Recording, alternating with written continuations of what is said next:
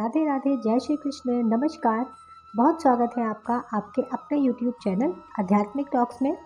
और मैं विभा मिश्रा हमेशा की तरह ये कामना करती हूँ कि आप सभी पर श्री हरि की कृपा हमेशा बनी रहे। दोस्तों, आज हम इस वीडियो में बात करेंगे लक्ष्मी गणेश की मूर्ति खरीदने के बारे में, जो धनतेरस को शुभ मुहूर्त में खरीदी जाती है। तो सबसे पहले मैं बता दूं आपको, धनतेरस जो है वो शुक्रवार को 10 नवंबर को पड़ रहा है इस साल 2023 में। और इस दिन जो है तेरस की तिथि जो है वो दोपहर 12:30 बजे के बाद लग जाएगी। तो 12:30 बजे के बाद कभी भी आप मूर्ति खरीद सकते हैं। लेकिन जो शाम का जो प्रदोष काल का समय होता है वो बेहद महत्वपूर्ण होता है और शुभ होता है। यदि आप इस शुभ समय में लक्ष्मी गणेश की मूर्ति खरीदते हैं तो आपके लिए बहुत ज़्यादा लाभकारी होता है। अब मैं आपको इस वीडियो में बताती हूँ कि हमें कौन कौन सी चीज़ें ध्यान रखनी चाहिए लक्ष्मी गणेश की मूर्ति खरीदते वक्त।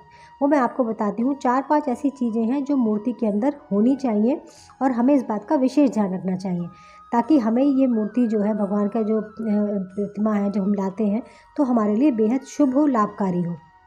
तो यदि आप मेरे चैनल पर पहली बार हैं तो चैनल को आप सब्सक्राइब कर दीजिएगा। वीडियो पसंद आए तो इसे लाइक शेयर करना बिल्कुल भी मत भूलिएगा। कमेंट में हमेशा की तरह आप जय माता दी लिख सकते हैं। तो वीडियो को शुरू करते हैं समय को ना गवाते हुए। देखिए, सबसे पहले जो है हम मूर्ति की बात करेंगे तो हमें हमेशा मिट्टी की मूर्ति लेनी चाहिए। मार्केट में बहुत तरीके की मूर्तियाँ आती हैं, फाइबर की बनी हुई, प्लास्टर ऑफ पेरिस की बनी हुई, लेकिन कहते हैं कि मिट्टी जो होती है सबसे ज़्यादा शुद्ध मानी जाती है। तो यदि आप मिट्टी की मूर्ति लाते हैं तो वो सबसे ज़्यादा शुभ और लाभकारी होती है। मिट्टी की मूर्ति को जो है अगर आप लाते हैं तो उसे दिवाली से, हर साल दिवाली से पहले विसर्जन करना होता है और उसकी जगह पर नई मूर्ति लेनी होती है। यदि आपकी सामर्थ्य है तो आप धातु की मूर्ति भी ले सकते हैं, जैसे चांदी की मूर्ति या पीतल की मूर्ति। इन मूर्तियों को जो है हर साल नहीं बदला जाता। इनको सिर्फ और सिर्फ गंगाजल और पंचामृत से स्नान कराने के बाद इसकी पूजा आप दोबारा कर सकते हैं। तो देखिए, मिट्टी की मूर्ति तो हम बदल भी सकते हैं, लेकिन अगर हमने धातु की मूर्ति एक बार ले ली तो हमें पता नहीं होता कि इसमें क्या कमी है, तो हम उसे बार बार नहीं बदल सकते। तो आपको मैं कुछ बातें बताती हूँ जो हम मूर्ति लेते समय उसका ध्यान रखें।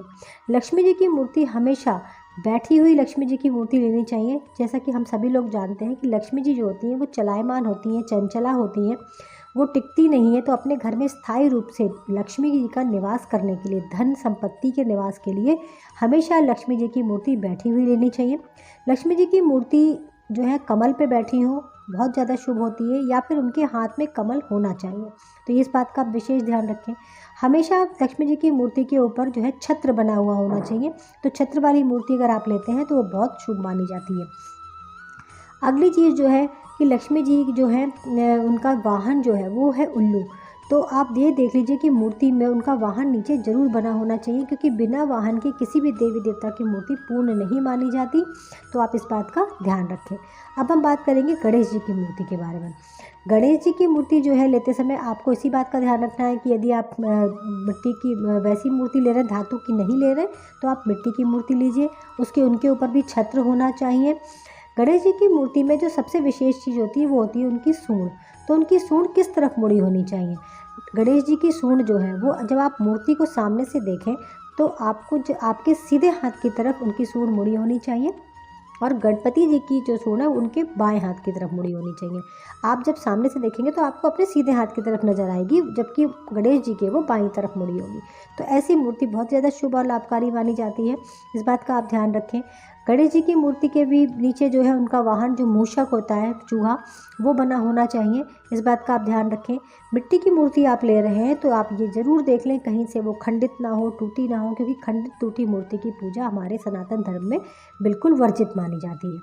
तो इस बात का आप विशेष रूप से ध्यान रखें। कुछ चीज़ें हैं जिसका हम ध्यान रख के अपने लिए जो है लक्ष्मी गणेश जी की कृपा प्राप्त कर सकते हैं। तो आपको वीडियो पसंद आए तो प्लीज़ इसे लाइक करिएगा, शेयर कीजिएगा और चैनल को सब्सक्राइब कीजिएगा। राधे राधे, जय श्री कृष्ण।